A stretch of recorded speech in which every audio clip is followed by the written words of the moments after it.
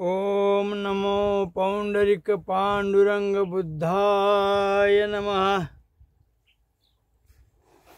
व्हिडिओला सुरुवात करण्यापूर्वी नम्र विनंती आहे तुम्हाला की बाबांनो, बुद्ध विटेवरी हे चॅनल आपण पाली लिपीसाठी पाली लिपी शिकवणे, बुद्ध विचार आणि संत साहित्याच्या वाङ्मयातील बुद्ध शोधणे आणि तुमच्या पुढे मांडणे हे काम माझ्यातर्फे मी या बुद्ध विटेवरी चॅनलवर करीत आहे। म्हणून अशा महत्त्वाच्या चॅनलला कृपया आपण सबस्क्राईब करावं, कमेंट्स करावं, शेअर कराव्या आणि हो, बुद्ध विटेवरी हे चॅनल आपलं एक सुदृढ व्हावं आणि म्हणून कृपया आर्थिक मदत देखील करावी, धम्मदान देखील करावं। या फळ्यावर माझा मी नंबर लिहिलेला आहे, फोनपे 82 65 07 51 51 आणि अशा ह्या माझ्या या विनंतीला मान देऊन आदरणीय निवास भगत साहेब वर्धा यांनी मला देणगी दिली। तद्वतच चंद्रकांत हरी जाधव यांनी देखील आपल्याला धम्मदान दिलेलं आहे। तद्वतच काही धम्मदान दात्याने देखील सांगितलं की महाराज आम्ही दर 10 तारखेला देवत जाऊ। तर यापैकी एक आहेत, म्हणजे एक चंद्रकांत आनंद सोनकांबळे आणि हे फोनपेवरून त्यांनी सांगितलं दरमहा 100 रुपये देतो 10 तारखेला। दादा तुमच्या सगळ्यांचं अगदी चंद्रकांत हरी जाधव, तद्वतच निवास भगत सर आणि आमचे आनंद सोनकांबळे यांचा मी अत्यंत आभारी आहे। बाबासाहेब चोरले, बुद्ध तर अगोदरच चोरले, आता पाली लिपी चोरायला लागले असं म्हटलं तर वाग होईल का? नाही।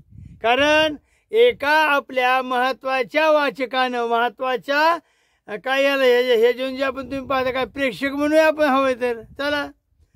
तर माझ्या बंधूनं मला सांगितलं की बाबा तुम्ही धम्मलिपी ब्राह्मी लिपी, तुम्ही ब्राह्मी लिपी असूनही धम्मलिपी जाणीवपूर्वक म्हणता। छोटीशी मी काल सुरुवात केली होती आणि तात्काळ हे काय झालं, हे बंद पडलं। हे का बंद पडलं मला माहीत नाही, असो। तर त्या मुलाला एकच सांगतो, आता मी 3 टप्प्यात बोलणार आहे याच्यामध्ये। बाबासाहेब तुम्ही कसे चोरले तेही सांगणार आहे, तद्वतच बुद्ध कसा चोरले, तथागत भगवान बुद्धांना देखील कसं चोरलं, कसं 10व्या अवतारात घातलं आणि आता पाली लिपीच्या संदर्भामध्ये म्हणता की हे ब्राह्मी लिपी म्हणा, म्हणजे मी धम्मलिपी म्हणूच नाही का, मी पाली लिपी म्हणून आहे का? अहो मला सांगा, पाली लिपीची जर व्याख्या त्या मुलानं जर पाहिली तर पाली लिपीची काय व्याख्या आहे बाळा? तर जी पालन करते, म्हणजे पालेती रक्षिता तिम पाली, पालेती रखती ती पाली, जी पालन करते, पोषण करते। लक्षात आलं कुणाचं? एका वेगळ्या अशा संस्कृतीचं। जी पालन करते, पोषण करते तिला पाली म्हटलं जातं आणि एका महापुरुषाच्या विचाराला पाली म्हटलं जातं। बाबा रे, पाली आणि ब्राह्मी लिपी मी तुला दोन्ही मी सांगणार आहे, परंतु हे चोराचोरी नको, अशी चोराचोरी नको। आता बुद्ध कसे चोरले सांगू ना, उद्या सांगतो, परवा सांगतो। आणि विशेष म्हणजे महात्मा बुद्धाच्या संदर्भामध्ये बोललो। आता बाबासाहेब कसे चोरलेले तेही सांगतो, 2 ओळी सांगतो। दिल्लीमध्ये बऱ्याच दिवसापासून ज्या काय हालचाली होतात आणि बाबासाहेबांना ब्राह्मण ठरविलं जातं. उदाहरणार्थ एक विचारवंत आहेत, वकील साहेब आहेत मोठे, सुब्रमण्यम स्वामी. आणि मग त्या सुब्रमण्यम स्वामीनं बोलता बोलता काय सांगितलं, अहो बाबासाहेब आंबेडकर तर ब्राह्मण आहेत. आता हे ब्राह्मण कसे आहेत तेही मी सांगतो तुम्हाला. कारण बाबासाहेब हे आमच्या वंशाचे, एका महार वंशाचे, हो महाराष्ट्रात वापरला मी, महार वंशाचे. त्यांचं खानदानाचे पूर्ण इतिहास आम्हाला माहिती. त्यांची मुलं बाळं प्रकाशभाई आंबेडकर साहेब वगैरे, सुजात आंबेडकर साहेब वगैरे, ही त्यांची एक वंश परंपरा आहे. आणि मग असं असूनही तुम्ही आमच्या बाबासाहेबांना ते ब्राह्मण होते. अहो बोलताना ते बरोबर वाटतं. ते ब्राह्मण का होते? कर्म आणि जात. कर्मानं ब्राह्मण आहे की जातीनं ब्राह्मण आहेत? जातीनं म्हणाल तर ते आमचे आहेत. पण त्यांनी एक तोडगा सांगितला की बाबासाहेबांच्या इतक्या उच्च डिग्री आहेत, एवढ्या उच्च डिग्री आहेत की जेणेकरून भारतातीलच काय पण जगातील पहिल्या क्रमांकाची व्यक्ती जिनं एवढं ज्ञान हासिल केलं. आणि जी व्यक्ती इतकं ज्ञान हासिल करते त्याला ब्रह्मर्षी म्हटलं जातं, ब्राह्मण म्हटलं जातं. हे कर्मानं आलं, जन्मानं नव्हे. तर हे परंतु आमच्यासारख्या अडाण्या माणसाची काय भूमिका होणार आहे? हां बाबासाहेब आमच्या असताना तुम्ही आता हे चोरावं लावलं का? तर याच्यावर आपण सविस्तर बोलणार आहोत. प्रथम पालीच्या संदर्भात मी बोलतो. पालीच्या संदर्भात बोलत असताना काय म्हणतात, एक वसंत म्हणून म्हणतात. काय? The Pali language is an indispensable key to unlock the secret of Buddhist India.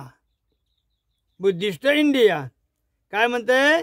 The Pali language, Pali भाषा इज इनडिसेपरेबल इन अन इनडिस्पेन्सेबल म्हणजे अदृश्य. डिसॅपियर म्हणतो आपण, डिसॅपियर वगैरे. हां तर डिसॅपियर की टू अनलॉक. की म्हणजे चावी, अनलॉक म्हणजे कुलूपबंद असणे. अनलॉक का लॉक? अनलॉक म्हणजे उघडलेलं. हां अनलॉक म्हणजे उघडणे, लॉक म्हणजे कुलूप लावणे असं होतं. द सिक्रेट म्हणजे काय? आता मला मराठीला पटकन सांगायचं काय वेळ जातो इथं. सिक्रेट म्हणजे गुपित. हां गुपित ऑफ बुद्धिस्ट इंडिया.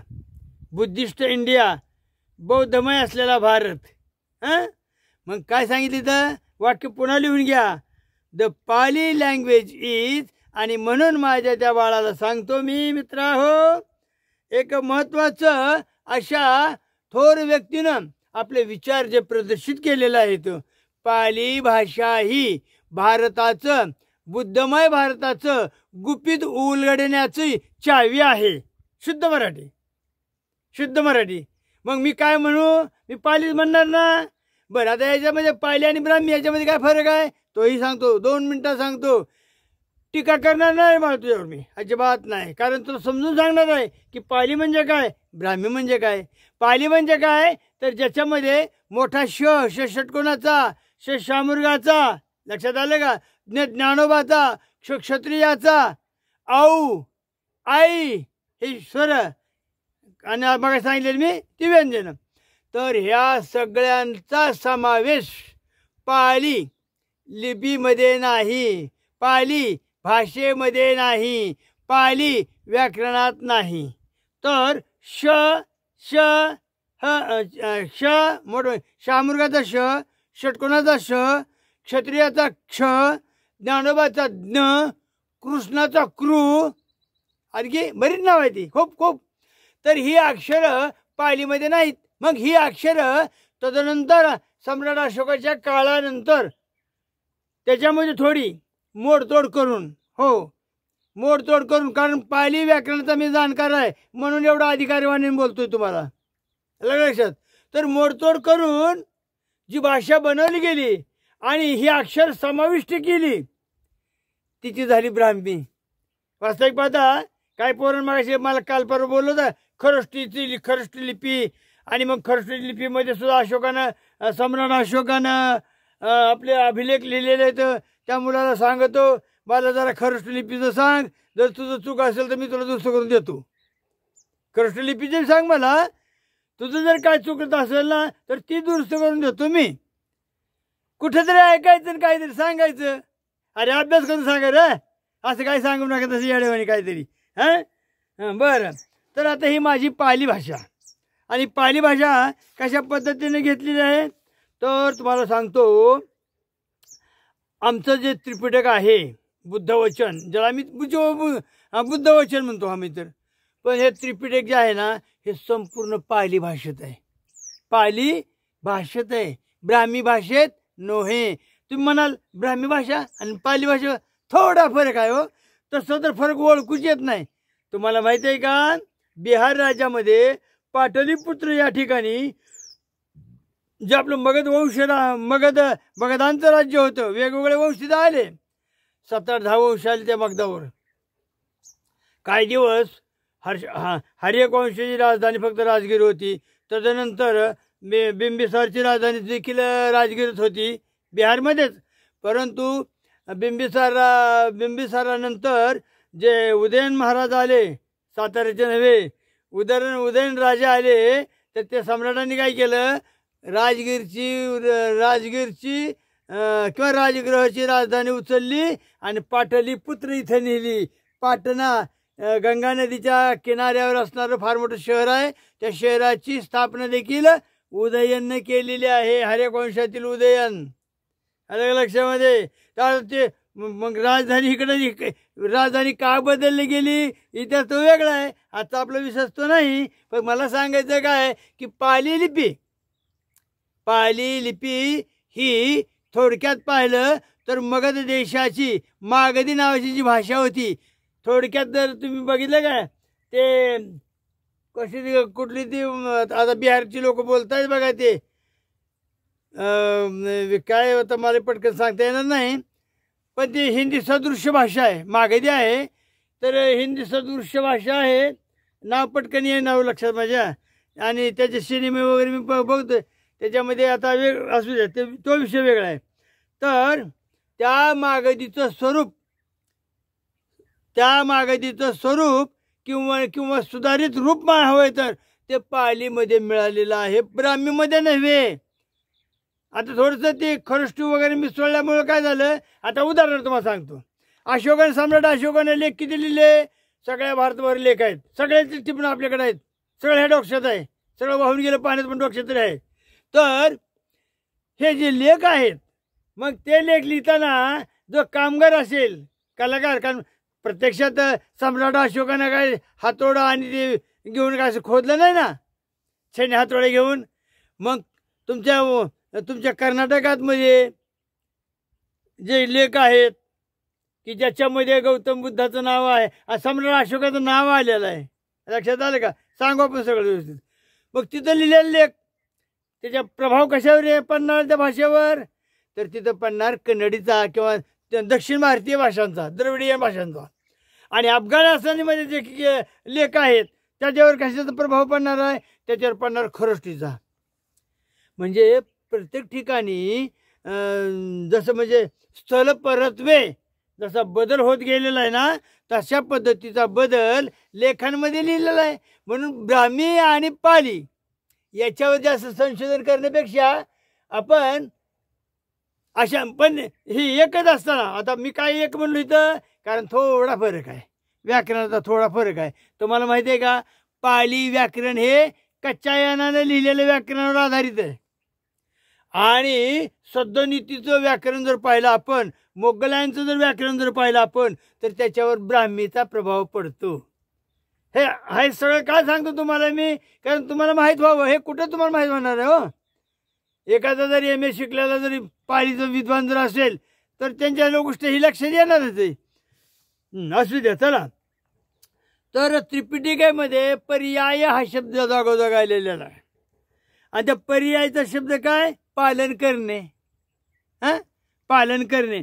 मग मला सांगा, पाली त्रिपिटिकामध्ये पर्याय हा जो शब्द आलेला आहे तोच पर्यायाचं पाली आलं पाली झालेला आहे. आणि ही पाली म्हणजेच बुद्ध वचनाची मातोश्री आहे. लक्षात आलं का?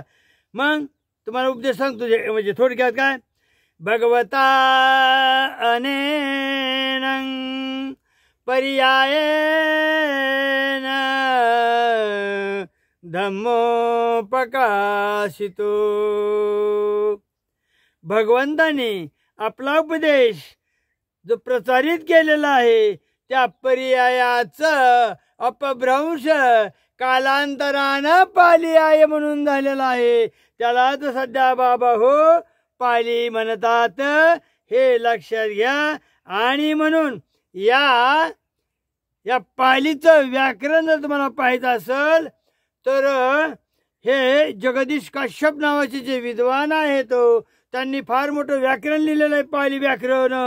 तर ते व्याकरण तुम्ही समजून घेतलं तर तुम्हाला ब्राह्मी लिपी आणि पाली लिपीमध्ये काय फरक आहे ते समजून येईल. तसंच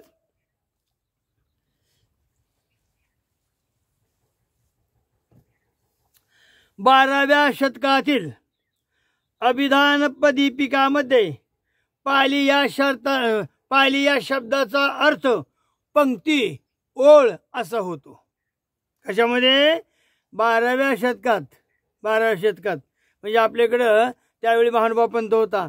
महानुभाव पंथामध्ये जे लीळाचरित्र लिहिलेलं आहे त्याची भाषा कशी आहे पहा. हा भोजपुरी. मला हे सांगायचं होतं, ते बिहारची भाषा होती ना, बिहारची भाषा. मी मध्यंतर नाही का खोळखोळ आला कुठली भाषा म्हटलं, तिला म्हणायचं भोजपुरीचं सादृश्यम भोजपुरीचं सादृश्यम या भाषेला मिळतं जुळतं आहे. आणि म्हणून 12व्या शतकामध्ये जो अभिधान दीपिका नावाचा जो ग्रंथ आलेला आहे त्या ग्रंथामध्ये पालीचा अर्थ पंक्ती ओळ रांग असा आलेला आहे, नाही का? तर मग काय सांगितलं इथं? पालेती रखिताती पाली. पालेती तुमच्या माहितीसाठी सांगतो का, काय मुलं अशी काय गोड कमेंट करतात की ज्याच्यामुळे तुम्हालाही सांगायला काहीतरी वाटतं. मला हा प्रश्न कुठल्या पोराने विचारला बरं? मला वाटलं तो माझा मित्रच असेल, जॉन्सन, कार्ल जॉन्सन. कार्ल जॉन्सनच आहे. फार अहो या पोरांनी कमेंट अशा पद्धतीने लिहिले, ह्या पोरांचे मी आभार मानतो. कोण? ही पंकजा वासनिक, वृंदावन दास स्वामी महाराज, तसंच आमच्या कार्लस जॉन्सन. आणि आजही सुंदर अगदी कमेंट लिहिली. त्यांनी काय आता त्याचं बरं ते आता उद्याच्या ह्याच्या सांगू आपण. त्याचं नावच मला विसरलोय आता. परंतु या पोरांच्या कमेंट्समुळं तुम्हाला खरं ज्ञान मिळतंय. बघा तुम्ही तुमच्या मनाला विचार करा की बाबा हे म्हातारं जे सांगतंय ते आपण कुठं ऐकलंय का? कुणी आपल्याला सांगितलंय का? हे म्हातारं जे सांगतंय ते खरोखरच ऐकण्यासारखं आहे का?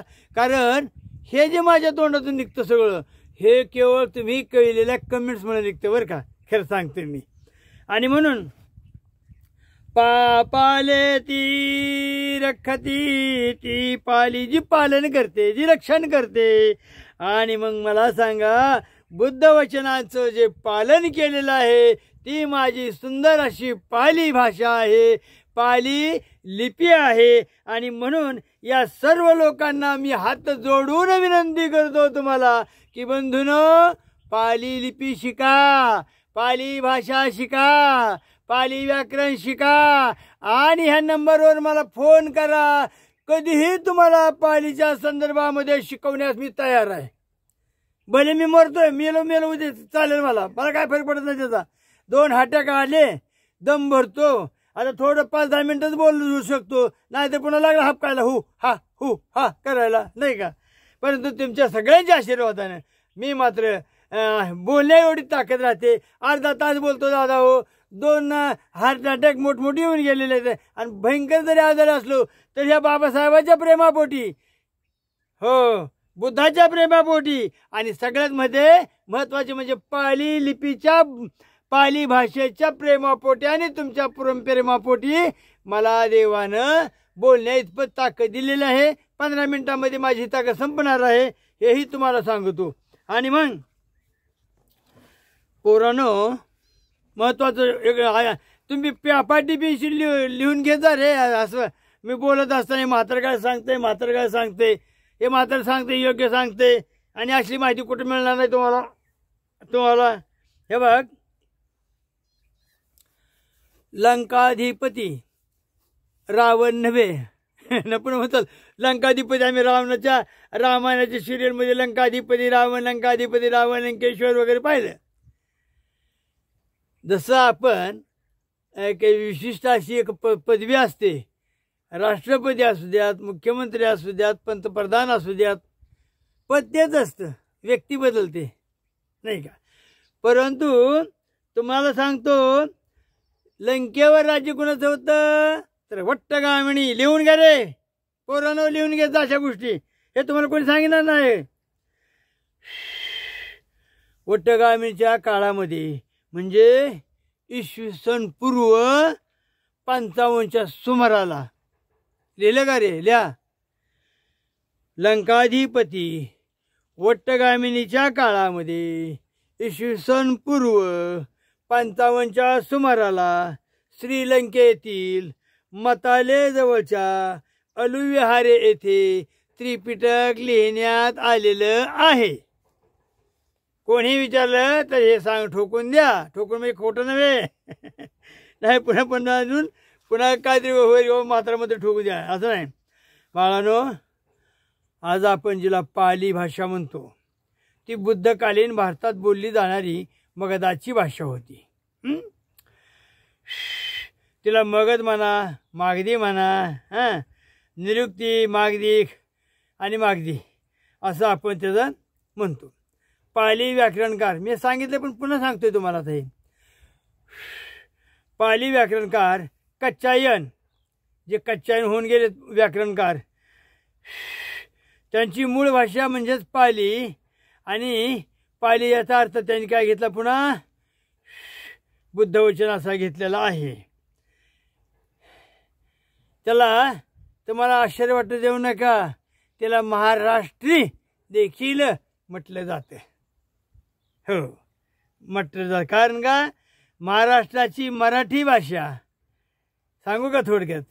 नागर नीती शिकवाया तुझं आले रे त्याकडे, सौंदर्याच्या शांत जलाशय टाकावे का खडे. आता तुम्हाला सांगतो याचं थोडं हे कवितेची ओळख आठवली सांगू का तुम्हाला.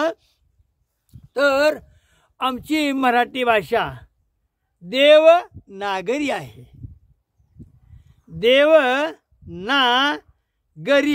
नागरी देव म्हणजे ब्राह्मण संस्कृत असू दे तिकडं. नागवंशाची भाषा म्हणजे आमची पाली. पाली भाषा असू द्या किंवा मागधी म्हणा हवं तर. या दोन्हींचं मिश्रण म्हणजेच देवनागरी म्हणजे आमची आजची लिहितो ती लिपी. आपण लिपी बोलतो, लिपी मराठी त्याची भाषा वेगळी आहे. ती ज्ञानेश्वर माऊलीनं आमच्या माऊलीनं माझ्या मराठीच्या कौतुके वगैरे चांगलं सुंदर ज्ञानेश्वरमध्ये लिहिलेलं आहे. हे तुम्हालाच माहिती आहे.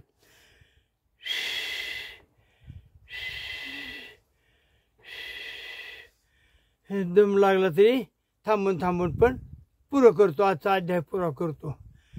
प्राकृत भाषांचा विकास पालीनंतर म्हणजे इसवी सन 1 ते 500 इसवी सन 500 म्हणजे पहिले शतक कोण होतं? कनिष्काचं राज्य होतं. आणि 4थी धम्म परिषद आपली कनिष्काच्या काळामध्ये झालेली होती.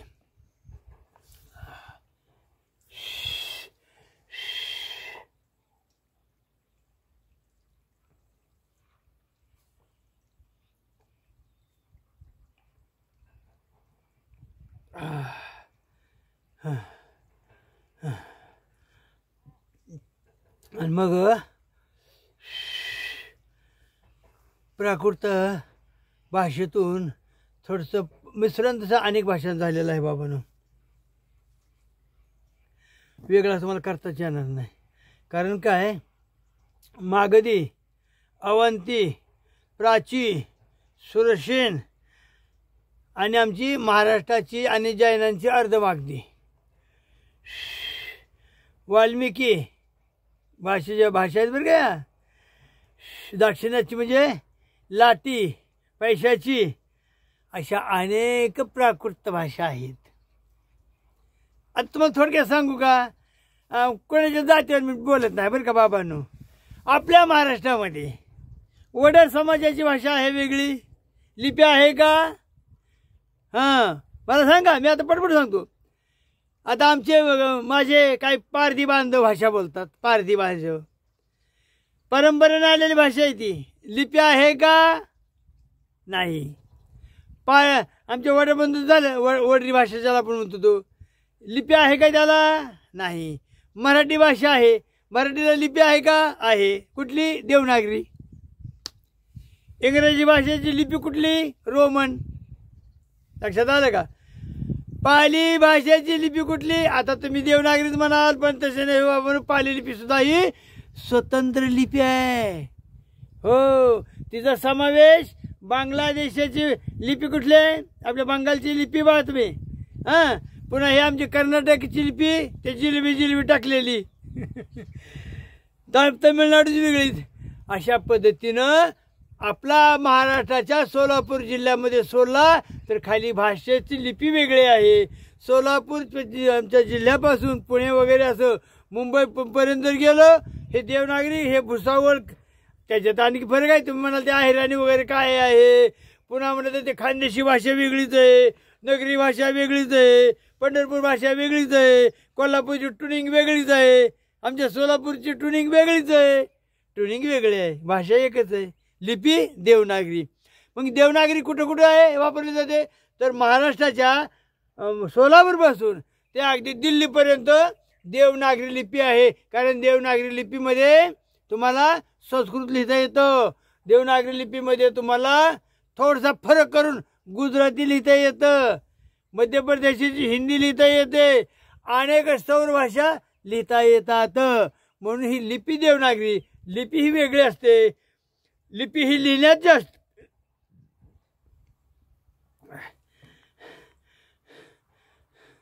लिपी ही लिहिण्यासाठी असते. जी बोलली जाते तिला आपण भाषा म्हणतो, जी लिहिली जाते तिला आपण लिपी म्हणतो. लिहून घेता रे पोरं हो.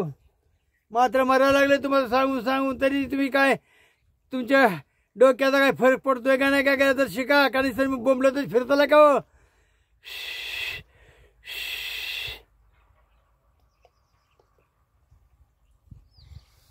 ज्याला पाली लिपी पाली भाषा येते ना त्याला मी खरा बौद्ध म्हणतो.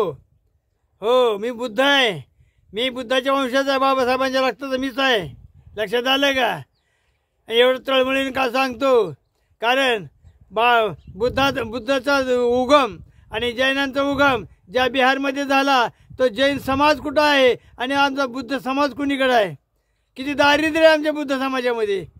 सरकारनं जे समाज मंदिर बांधून दिलेत त्याच्यामध्ये पत्ते खेळतात, गुटख्याच्या पिचकाऱ्या मारून टाकतात, कोपरे सगळे लाल केलेले आहेत. म्हणून ही तळमळ आहे फार मोठी. केवळ आणि केवळ 14 एप्रिलला आली की हिरवा रुमाल घ्यायचा, निळट पट्टे मारायचे आणि मग उड्या मारायचं. तो बौद्ध होऊ शकत नाही. अहो बाबासाहेबांचं नाव तुम्ही लोकांनी खराब केलं. तसं पाहिलं तर विषयांवर होतोय बोलून याच्यावर कधीतरी. कारण आज बाबासाहेबांना जे वेगवेगळे लोकांनी ट्रोल केलेले आहेत ना, ते तुम्ही त्याला जबाबदार आहात. खरं बघायचं तर बाबासाहेबांचं संविधान कर्त्याचं पद नाकारलं जातं, केवळ तुम्ही त्याला जबाबदार आहेत. कारण तुम्ही फक्त उदो उदो करण्यात आणि जय भीम बोलून कुणीकडे विचारलो याच्यातच फक्त बौद्ध म्हणून घेताय. पण दुसरं कुठलाही दुसरं काही तुम्ही त्याचं पाहिलं नाही. कधी बाबासाहेब पुस्तक वाचले पत्ता नाही कधी. किती पुस्तकं लिहिलेत बाबासाहेबांनी. अरे बाबासाहेब एवढे ग्रंथ संपदा कोणी लिहिले सांगा ना मला. हां व्हॅल्यूम नंबर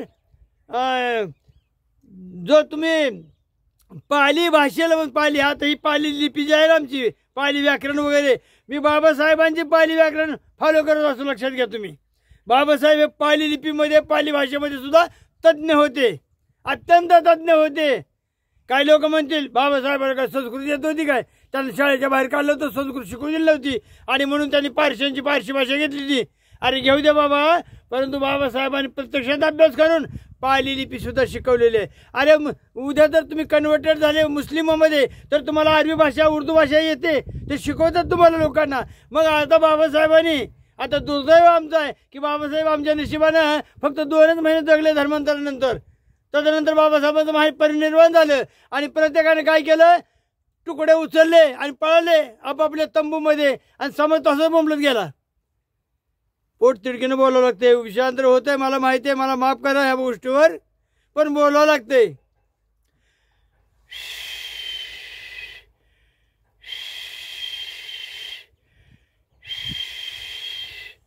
बाबांनो, मला माझी तळमळ एक आहे फक्त.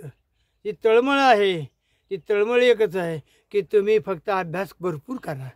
लोक तुम्हाला ट्रोल करणार नाहीत. बाबासाहेबांना आज आज आज मी आज आज ह्या पोरांनी जी मला सांगितलं ना, ब्राह्मी लिपी का म्हणत नाही, पाली लिपी का म्हणता, आणि ब्राह्मी लिपी म्हणा. बाळा, आग्रह तुझा बरोबर आहे, मी ब्राह्मी लिपी सुद्धा म्हणेन ना, पण तुला सगळा इतिहास समजून सांगतो अगोदर. आणि आताशी मी पाली भाषेला कुठं सुरुवात केली तुला सांगायला. हे माझ्या मोडक्या तोडक्या शब्दामध्ये, आम्ही काय फार मोठे विद्वान नाहीत बाबा. आणि म्हणून सांगायचं एक आहे की एक मोठे लेखक आहेत बरं का आपले, डॉक्टर भदंत आनंद कौशल्यायन. बरेच दिवस हे नागपूरच्या दीक्षाभूमीवर होते, परंतु कालांतरानं काही वादविवाद झाला असेल. त्यावेळी प्रत्यक्षात मी होतो तिथं, गवई साहेबांचा आणि आमच्या भदंत आनंद कौशल्यान, आणि कशा पद्धतीनं तिथं जो दंगा झाला होता 83-84 सालात, हो बरोबर आहे, मला आठवतं आहे. त्या काळात तिथं मी होतो. बाकीचा इतिहास सांगत नाही, तो डार्क इतिहास आहे, कंप्लीट मला माहिती आहे, मी साक्षीदार आहे त्याचा.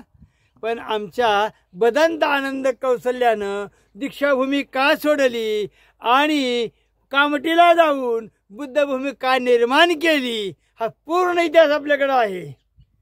पण हा डार्क इतिहास आहे, सांगू शकत नाही.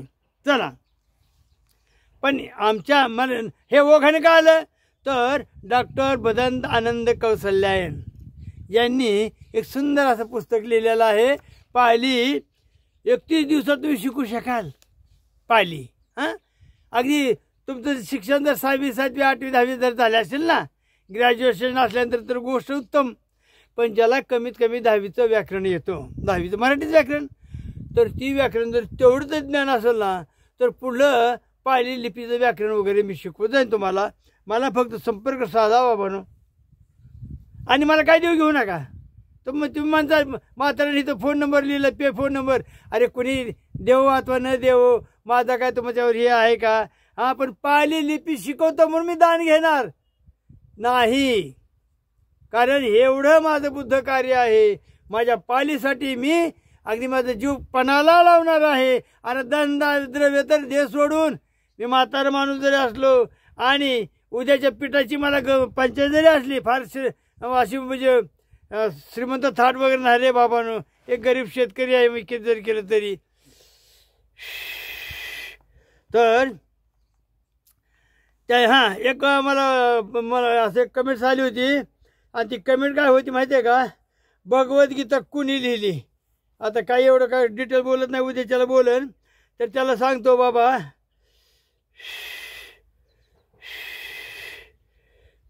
काही लोकांची अशी गलधारणा आहे. काय गलधारणा आहे की संस्कृत वाङ्मय हे पालीच्या अगोदर प्राचीन आहे. अगोदर संस्कृत होती, ती पाली झाली, हे काही लोकांचं म्हणणं आहे. आमचं म्हणणं असं आहे की अगोदर पाली आहे, पालीचा संस्कृतचा काही संबंध नाही. तसं पाहिलं तर काही संबंध नाही, कारण पाली ही श्रमण संस्कृतीची आहे आणि संस्कृत ही ब्राह्मण संस्कृतीची आहे. एवढं सुद्धा साधे कळलं लागावं, कशासाठी असं बोलावं. काय काय ग्रंथ जे आता मला ग्रंथ सांगितलं मी आता तुम्हाला. हां, लंकाधिपती वट्टगामिनीच्या काळात इसवी सन पूर्व 55च्या काळामध्ये सुमारास, इसवी सन पूर्व म्हटलं मी, पण अजून पुन्हा घोळवेल तुमचं, तुम्ही कनिष्क सांगितल्यामुळं चौथी धम्मवर्ष सांगितली ती इसवी सनाच्या पहिल्या शतकात किंवा सुरुवाती शतकात, पण तिथून फक्त 55 वर्ष. श्रीलंकेतील मताले गावाजवळ, श्रीलंकेतील मताले येथे अलुविहारी नावाचं गाव आहे. त्या गावामध्ये त्रिपिटक रचना लिहिलेली आहे. आणि साल कुठला आला होता, कुठलं सांगितलं साल, इसवी सन पूर्व 55. हे का सांगतोय तुम्हाला, कारण आता पुढलं मी त्याच्यावर बोलणार आहे. काही ग्रंथ असे आहेत की ते त्रिपिटकेनंतर लिहिलेले आहेत, आणि म्हणून आमचे 18 पुराण, साईशास्त्र, वाल्मिकी रामायण, महाभारत वगैरे हे कधी निर्माण झाले. ते दंतकथा, त्यांची ती दंतकथा असेल किंवा हे सांगण्याचा गुरुने शिष्याला सांगायचे, त्या शिष्याने खाल्ल्या शिष्याला सांगायचं, त्याच्या शिष्याने त्याच्या त्याला काय आपलं मौखिक यांचं ग्रंथ वाङ्मय लिहिलं नव्हतं त्यावेळी. ज्यावेळी लंकेला अलुविहारी गावात त्रिपिटक लिहिलं जात होतं त्यावेळी रामायण महाभारताची लेखणीची मर्यादा नव्हती झालेली, म्हणजे लिखाण झालेलं नव्हतं. ते मौलिक असेल, गुरुपरंपरेने असेल, ते अगदी बुद्धाच्या काळाच्या अगोदरचं असं असेल ते. पण हे जे वाङ्मय आहे ते तदनंतर, म्हणजे मला वाटतं 5व्या-6व्या शतकात लिहिले, आणि त्याच्या अगोदर त्रिपिटक हे 500 वर्ष अगोदर लिहिले.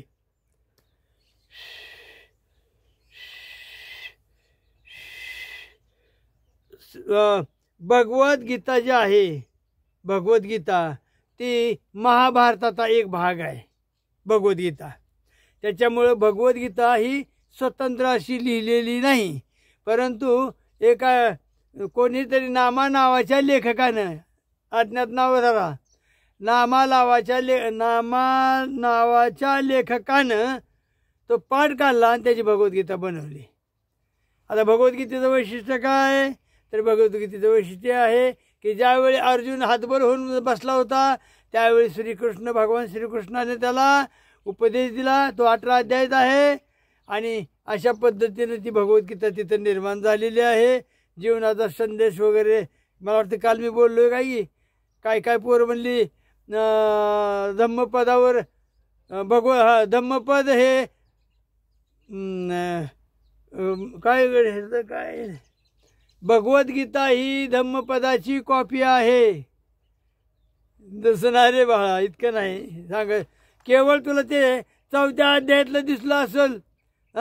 चातुर्वर्ण्याची व्याख्या कुठं 4थ्या अध्यायात, आणि त्याच्यामुळे तू तसा अनुभव घाला.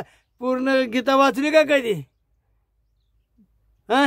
पूर्ण गीता वाच, नंतर मला सांग, नाही का? 1-2 सूत्र त्याची असली पण काय झालं, मनुस्मृतीमध्ये बघा धम्मपदाची सूत्र कितीतरी मनुस्मृतीमध्ये आहेत. कितीतरी सूत्र आहेत धम्मपदाची, काही सूत्र मनुस्मृतीमध्ये आहेत आणि भरपूर आहेत की ज्याचा सगळा आपल्याला अभ्यास आहे त्याचा सगळ्यांचा. तर मला सांगाय बस करतो, देवा हो माफ करा, लईच त्रास व्हायला लागला, हो लई त्रास व्हायला लागला. कमेंट करा, अजून प्रश्न विचारा. म्हातारा जिवंत आहे तोपर्यंत लाभ घ्या. उद्या म्हातारा मेलं तर तुम्हाला कोणी सांगणार नाही रे बाळांनो, म्हणून सांगतोय मी. हाय म्हातारा जिवंत, तोड लाभ घ्या. कृपया बुद्ध विटेवर चॅनलला आपण सबस्क्राईब करा, धम्मदान द्या, आर्थिक मदत द्या, एवढी तो विनंती करतो आणि थांबवतो. आणि राहिलेला भाग उद्या भरपूर बोलतोय, काय सांगायचं, भरपूर बोल वाटतं पण शरीर साथ देत नाही. म्हणून मी आपल्या सर्वांची क्षमा मागतो, थांबवतो. योच बुद्धस्व धम्मस्व संघस्व शरणंगता सत्तारे आर्य सत्तानी समपसाय पसुती दुःखं दुःख समपादं दुःख सजाती कमंग आर्य सटंगी कमक दुःख समगामिनी. नमो बुद्धाय. जय भीम, जय भीम, जय भीम.